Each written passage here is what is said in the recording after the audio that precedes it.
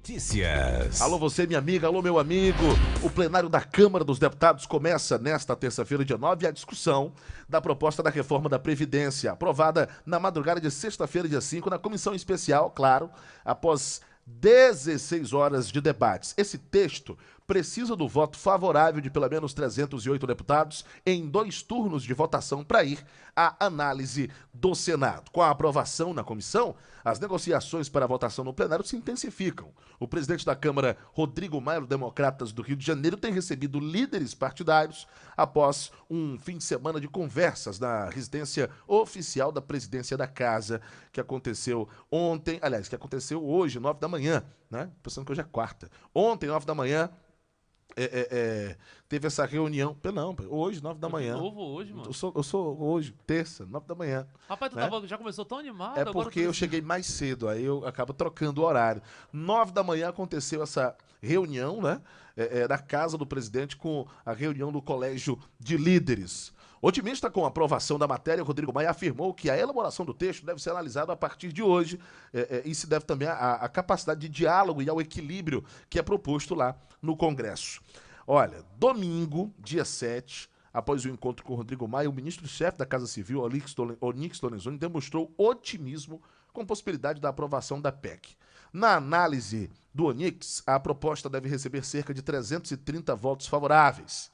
Se validado pelos deputados, o texto segue para análise do Senado, onde também deve ser apreciado em 2 turnos e depende, é claro, da aprovação de pelo menos 49 senadores.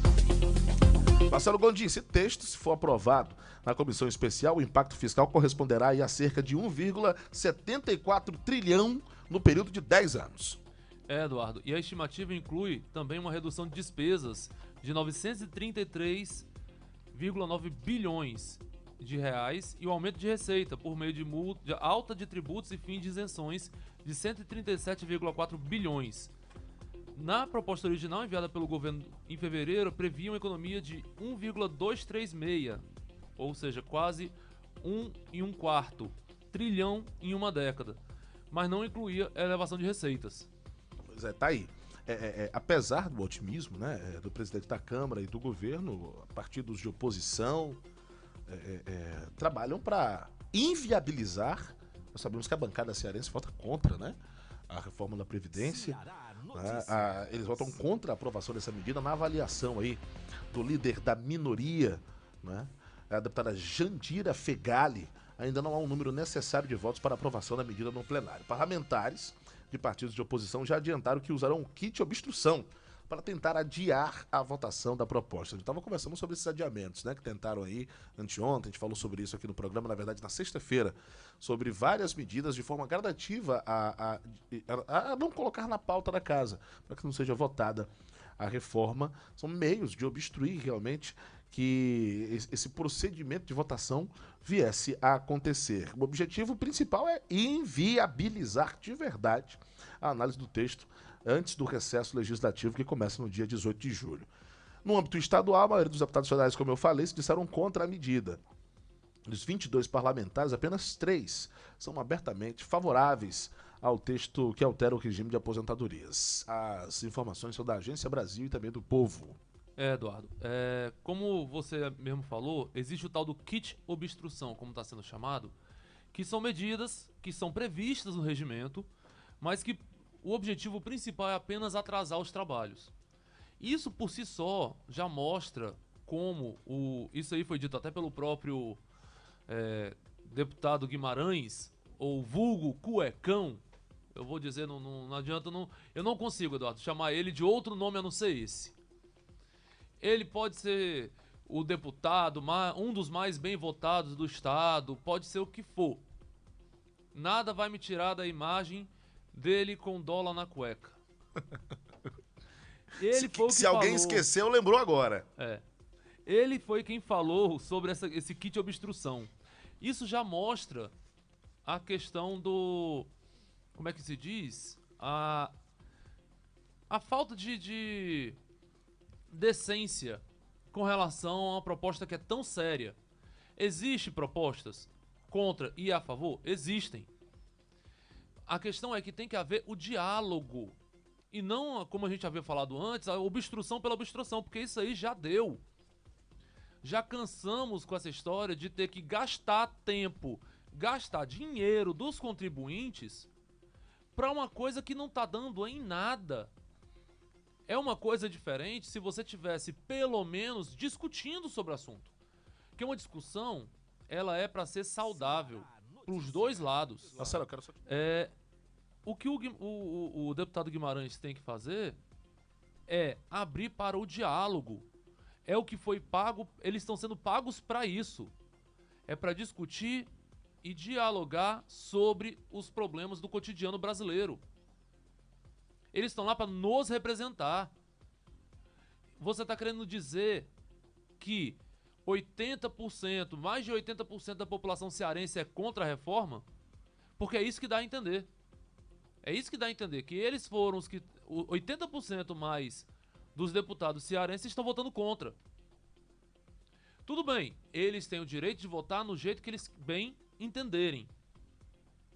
Claro, representando a nossa população e quem botou eles lá no Congresso. Mas tem que ser dialogado sobre tudo isso. Não é simplesmente para obstruir por obstrução, porque isso gera atrasos no trabalho do Congresso. E esse atraso, esse entrave, custa para o contribuinte. Nós estamos pagando e pagando caro por cada minuto de vocês aí dentro. Não se pode mais ficar nessa brincadeira de joga pra lá, joga pra cá, vamos fingir que faz alguma coisa aqui, vamos fazer que vai fazer alguma coisa ali, para que no futuro possa se empurrar pra barriga para que, não, isso aqui não é pra gente discutir não. Vamos empurrar para ver se atrava de vez, para quem sabe nas próximas eleições a gente ver se consegue jogar isso como massa de agariar votos. E isso não dá, já deu. Temos que ser um pouco mais proativos e um pouco mais temos que simplesmente ter, como é que se diz? Um pouco mais de honestidade com o dinheiro do contribuinte. Simplesmente é isso. Olha, ainda falando sobre reforma da Previdência, ouvintes da Rádio Ceará News, os ministros Onyx Lorenzoni, da Casa Civil, e Marcelo Álvaro Antônio, do Turismo, foram exonerados hoje. Eles voltarão à Câmara dos Deputados para votar a proposta da reforma da Previdência. As exonerações foram publicadas no Diário da União. O porta-voz da Presidência, Otávio Rego Barros, antecipou na segunda-feira que os ministros de Estado que têm mandato na Câmara dos Deputados seriam exonerados temporariamente para que eles possam participar da votação em plenário. Além de Lorenzoni e Marcelo Álvaro, o governo conta com mais 2 ministros com mandato na Câmara. Tereza Cristina, da Agricultura, que está em viagem ao Paraguai e será exonerada ao retornar ao Brasil. Ainda hoje, segundo a pasta Osmar Terra, da Cidadania, que não voltará à Câmara porque seu suplente, o deputado Darcísio Peroni, é favorável à reforma.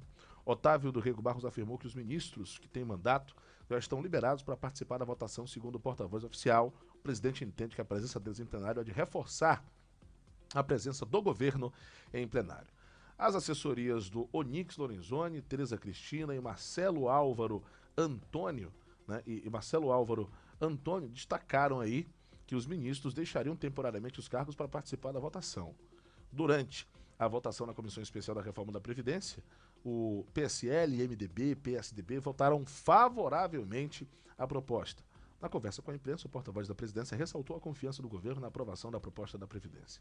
Segundo o porta-voz, Rego Barros, nas conversas que ministros mantiveram com deputados, o clima de confiança na aprovação da PEC na Câmara ainda é essa semana. Sobre eventuais mudanças que o governo desejaria nesse relatório que será votado, o porta-voz repetiu o que tem dito nos últimos dias. Segundo ele, apesar de o presidente ter suas percepções pessoais sobre os pontos que poderiam ser aperfeiçoados, Bolsonaro entende que a responsabilidade é do Congresso Nacional. Questionado sobre mudanças para flexibilizar a aposentadoria de integrantes de carreiras policiais, que o Bolsonaro defendeu publicamente, Rego Barros afirmou que, apesar de o presidente entender as peculiaridades dessas carreiras, ele defende que cada deputado vote de acordo com a sua consciência. Ceará Notícias.